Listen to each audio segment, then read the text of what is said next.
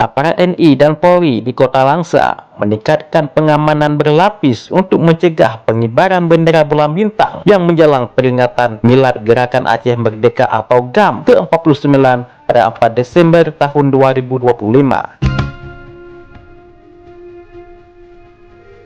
Langkah ini diambil untuk menjaga stabilitas keamanan dan potensi gangguan di masyarakat. Saat itu Polres Langsa katakan hal tersebut pertemuan tertutup bersama unsur Komite Peralihan Aceh atau KPA dan Partai Aceh di Kota Langsa pada Jumat tanggal 21 November tahun 2025. Kami mengawal ketat agar tidak ada pihak memanfaatkan momentum ini untuk mengganggu kedamaian Aceh.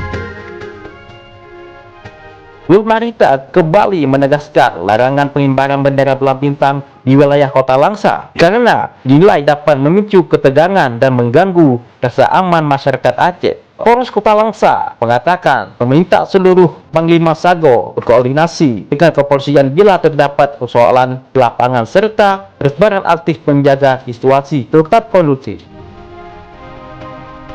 Tim Aceh Timur Mayor juga mengimbau kepada Panglima Sago agar dapat mengarahkan mantan kombatan untuk tidak mengibarkan bendera bulan bintang selama momentum Milad GAM. Pengibaran bendera itu bertentangan dengan aturan. Selain itu bisa mengusik ketegangan masyarakat, memicu kembali trauma masa lalu, katanya. Hanafi menegaskan bahwa pengamanan bukan untuk membatasi kegiatan masyarakat Aceh, melainkan memastikan peringati Milad GAM berlangsung untuk aman dan tidak memanfaatkan pihak yang ingin merusak perdamaian Aceh. Ia mendorong kegiatan positif seperti doa bersama, syukuran, serta santunan kepada anak yatim dan keluarga korban konflik. Dari unsur KPA dan PA, Panglima Sago Sungai Raya, Rusbah Aryas Raja King, menyatakan bahwa pihaknya telah mengingatkan para mantan kombatan agar tetap tenang menjelang 4 Desember. Hingga kini belum ada instruksi resmi dari pimpinan pusat terkait menyelenggarakan Milad GAM ke-49 di Kota Langsa, katanya.